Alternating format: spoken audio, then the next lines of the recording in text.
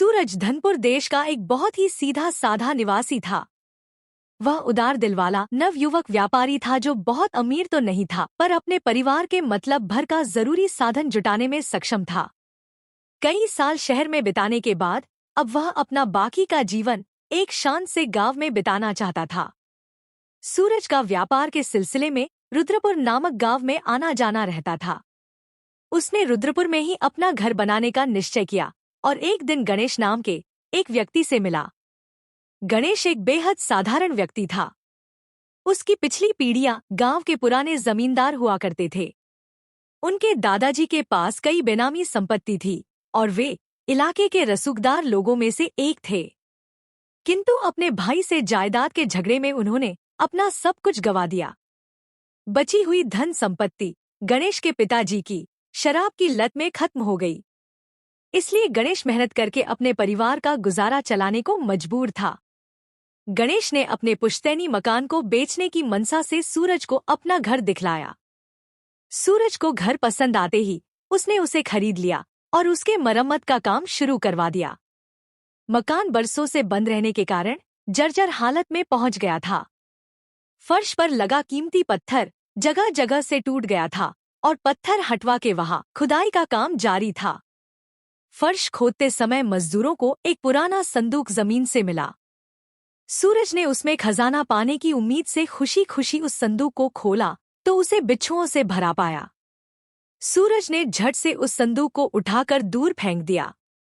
घर में मिले बिच्छुओं से भरे संदूक का रहस्य जानने के उद्देश्य से वह गांव के सबसे समझदार व्यक्ति रविकांत के पास गया और उस घटना का कारण पूछा।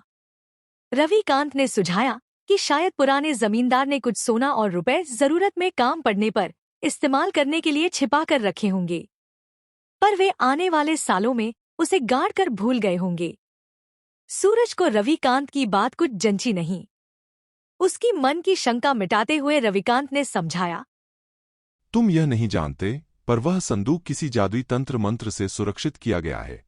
जब भी कोई जो उस जमींदार परिवार का नहीं है उस संदूक को हाथ लगाता है तो संदूक के पैसे बिच्छुओं में बदल जाते हैं और वह उसे बिना इस्तेमाल किए ही फेंक देते हैं। सिर्फ वह जो असली जमींदार का खून होगा वह ही उन बिच्छुओं के बदले संदूक में छिपे खजाने को देख पाएगा। सूरज का जो उत्साह उस छिपे हुए खजाने को पाने से जगा था वह सब खत्म हो गया, क्योंकि उस जादुई मंत्र के वजह से वह उसके किसी काम का नहीं रहा। सूरज को गणपति की याद आई। गणपति ही उस परिवार का असली वंशज था और बहुत गरीब भी। सूरज ने निश्चय किया कि वह उस संदूक के 4 बिच्छुओं को अपनी दुकान के हर कोने में तब तक रखेगा जब तक गणपति खुद वहां आकर अपनी पुश्तैनी संपत्ति को नहीं पहचान लेता। सूरज की कपड़ों की दुकान थी। जैसे ही कोई ग्राहक उसकी दुकान पर आता वह उन बिच्छुओं को देख बिचक जाते। औरतें उन बड़े बड़े बिच्छुओं को देख मारे डर के चिल्लाती हुई दुकान छोड़ भाग जाती। दोस्तों और परिजनों ने सूरज को अपना नुकसान रोकने के लिए उन बिच्छुओं को फेंक देने की नसीहत कई बार दी, किंतु वह अपने पूरे विश्वास से गणपति के आने का इंतजार करता रहा। दिन साल में बदल गए और सूरज अब कुछ बूढ़ा हो चला।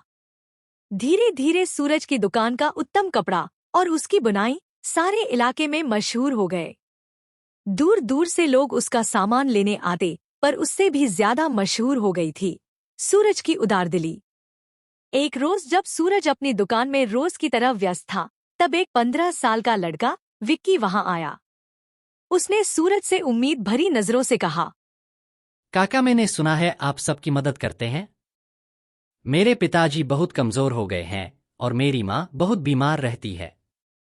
उनके इलाज के लिए मैंने कुछ रुपए उधार लिए थे, किंतु समय पर ना लौटा सकने की वजह से वह सेठ अब हमारा घर भी हमसे छीनना चाहता है। मैं अपने बीमार और बूढ़े माँ बाप को लेकर कहाँ जाऊंगा? अगर आप कुछ मदद कर देते तो बहुत अच्छा होता। सूरज ने विक्की को समझाते हुए कहा, बेटा, जैसा तुम समझ रहे हो वैसा नहीं है। यह सच है कि मेरी दुकान ठीक चलती है, पर मेरे पास इतना पैसा नहीं जो मैं तुम्हारा गिरवी रखा हुआ घर तुम्हें वापस दिला सकूं। मैं मजबूर हूं। विक्की ने आश्चर्य और गुस्से के स्वर में कहा, काका, आप मेरी मदद नहीं करना चाहते हो तो ठीक है, मैं कुछ और कोशिश कर लूंगा। पर आप झूठ बोलकर मुझे पागल बनाने की कोशिश मत कीजिए। भला कौन गरीब अपनी दुकान में इतने बड़े बड़े सोने के सिक्के यूं ही रखता है? अगर असहाय माँ बाप और एक लाचार बच्चे पर भी आपको तरस नहीं आता तो आप सच में गरीब हैं। इतना कह विक्की, इसे पहले कि सूरज कुछ समझ पाता, दुकान से बाहर निकल गया। सूरज दौड़कर बच्चे के पास जाकर बोला, बेटा, क्या कहा तुमने? सोना? पर मेरी दुकान में तो बिच्छू रखे हैं। विक्की बिगड़ कर बोला, काका, पैसे नहीं देने हैं तो कोई बात नहीं, पर मुझसे साफ झूठ बोलने में आपको शर्म नहीं आती? तो क्या कोई अंधा भी बता देगा कि आपकी दुकान में इतने बड़े बड़े सोने के सिक्के रखे हैं? इतना सुनते ही सूरज फूट फूट कर रोने लगा और विक्की को प्यार से अपनी दुकान के अंदर ले आया। उसने बच्चे से उसके बारे में सारी जानकारी पूछी। विक्की बोला, हाँ काका, मैं गणपति शंकर का ही बेटा हूँ। मेरे दादाजी इस इलाके के बहुत बड़े जमींदार थे। मेरे पिताजी को हमारे पुश्तैनी घर से बहुत लगाव था क्योंकि उनका बचपन वहीं बीता था। घर के हाथ से चले जाने के सदमे से वह बहुत तनाव में रहते थे। वह कमजोर और बीमार रहने लगे। माँ के इलाज के पैसे ना होने के कारण वे भी बीमार रहने लगीं। सूरज झट अंदर गया और एक पुराना सा संदूक हाथ में ले बाहर आया।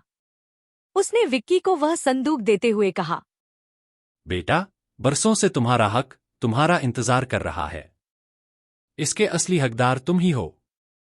विक्की के संदूक खोलते ही उससे निकलने वाली जगमग सोने की चमक ने सारे कमरे को दमका दिया।